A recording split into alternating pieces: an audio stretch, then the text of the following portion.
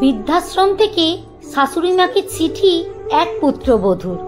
পূজনীয় মা, এই মা কথাটা আমি কোনোদিনও আপনাকে মন থেকে বলিনি।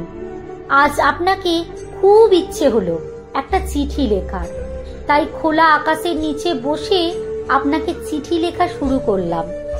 জানি না এই চিঠি আপনার কাছে পৌঁছাবে কিনা। আমি সেই বৃদ্ধাশ্রমেই আছি যে বৃদ্ধাশ্রমে আপনি শেষ নিঃশ্বাস ত্যাগ করেছিলেন। ভাগ্যক্রমে আপনি যে রুমটিতে থাকতেন আমি এখন সেই রুমে, তাই হয়তো আজ আপনাকে আমার খুব মনে পড়ছে।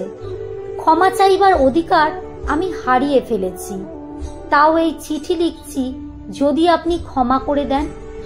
বিয়ে হয়ে আসার পর থেকে আমি দেখেছিলাম আপনি সংসারটাকে নিজের হাতে রেখেছিলেন।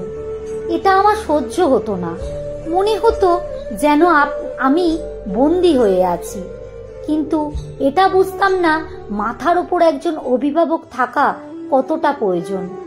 আপনি যখন বলতেন, বৌমা যতটা খাবে ততটা নাও, লোকসান করো না, এই কথাটা যেন আমার অসহ্য লাগতো। কিন্তু আমি এখন বুঝতে পারি আপনি কোন খারাপ কথা বলেননি। তো আপনি তো আমাকে না খেয়ে থাকতে বলেননি, লোকসান করতে মানা করেছিলেন। আপনার হাতে যখন আপনার ছেলে মাসিক বেতন তুলে দিত তখন আমার খুব অসহ্য লাগতো। মনে মনে ভাবতাম, কি রে, আপনার কাছ থেকে মুক্তি পাওয়া যায়? আপনার কাছ থেকে মুক্তি পাওয়ার জন্য আপনার ছেলের কাছে আমি বায়না করি আমি তার সাথেই যাব তার কর্মস্থলে। আপনার ছেলের প্রথম অনুমতি না দিলেও পরে ঠিক মানিয়ে নি, কান্নাকাটি করে। বেশ ভালোই ছিলাম দুজনে। কিন্তু যখনই আমি অন্তঃসত্ত্বা হই, ডাক্তার আমাকে বেড রেস্ট নিতে বলে, তখন আপনার ছেলে আপনাকে নিয়ে আসে আমাদের ভাড়া বাড়িতে। আপনি বাড়ির সব কাজ করতেন, আমাকে সেবাও করতেন, তাও যেন আপনাকে আমার অসহ্য লাগতো। আমারও একটা পুত্র সন্তান হয়। আমার সন্তান আস্তে আস্তে বড় হতে থাকে, সব সময় ঠাম্মা ঠাম্মা করতে থাকে। আমার এই ঠাম্মা শব্দটা শুনে অসহ্য লাগতো। আমার ছেলেকে আমি ইংলিশ মিডিয়াম স্কুলে ভর্তি করি, কিন্তু আপনি বাংলা মিডিয়ামে যত কবিতা গল্প শোনাতে থাকেন। ছেলে জেদ করে বসে সে বাংলা মিডিয়াম স্কুলে পড়বে। এই ব্যাপারটা আমি কিছুতেই মেনে নিতে পারছিলাম না। আমাদের ভাড়া বাড়িতে দুটো রুম ছিল, একটাতে আমি আর আপনার ছেলে থাকতাম, অপরটিতে আমার ছেলে আর আপনি। ছেলে বড় হচ্ছে, তাই আর একটা রুমের প্রয়োজন ছিল। আমি আর আপনার ছেলে যুক্তি করলাম, দেশের বাড়ি ও জমি বিক্রি করে এখানে নিজেদের বাড়ি তৈরি করব। আপনি কিছুতেই সই করছিলেন না। এটা বলে ওটা আপনার শ্বশুরের ভিটা, ওখানে আপনার অনেক স্মৃতি জড়িয়ে আছে। শেষ পর্যন্ত আপনি সই করলেন। আপনার সাথে আমার কোনো মতেই বনিমনা হতো না, তাই স্থির করি আপনাকে বৃদ্ধাশ্রমে পাঠানো। তখন আমার ছেলে হোস্টেলে পড়ে, তাই আপনার ব্যাপারে কিছুই জানতে পারেনি। আপনাকে বৃদ্ধাশ্রমে পাঠিয়ে বেশ কয়েকটা বছর ভালোই ছিলাম। একদিন ফোনে খবর পেলাম আপনি আর নেই। আমি মনে মনে বললাম, যাক বাঁচা গেছে। এরপর ছেলে বড় হলো, বিয়ে দিলাম। প্রথম ভেবেছিলাম আমি তো আর আপনার মতন গৃহভূত নই, তাই আমার সাথে আমার বৌমার বেশ মিল হবে। কিন্তু তা হয়নি। আমার সাথে যেন ইতিহাসের পুনরাবৃত্তি হচ্ছিল।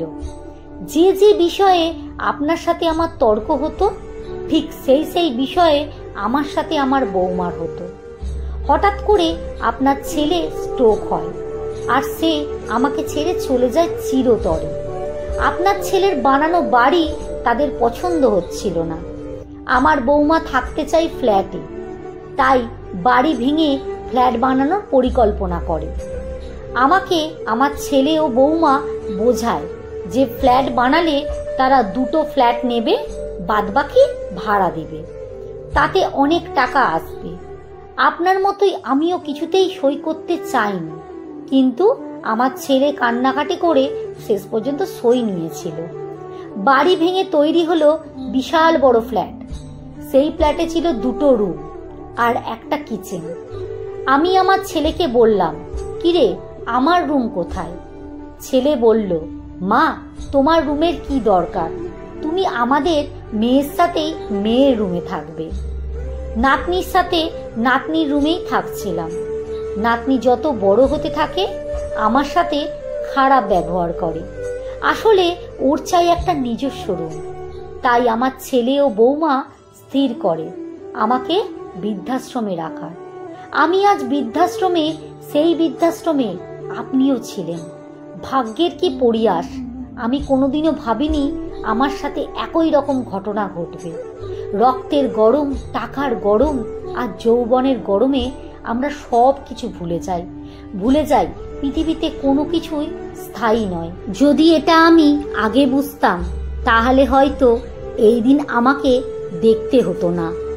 আমি আকাশের দিকে মিটমিট করে জ্বলে ওঠা তারাদের দিকে তাকিয়ে চিৎকার করে বলছি, মা পারলে আমায় ক্ষমা করে দেন। লেখাটি লিখেছেন তনুশ্রী পাল, পাঠে অঞ্জু বিশ্বাস। ভিডিওটি ভালো লাগলে একটু লাইক, কমেন্ট, শেয়ার করতে একদমই ভুলবেন না। যেন সত্যি ভিডিওটি চোখে জল এনে দিল।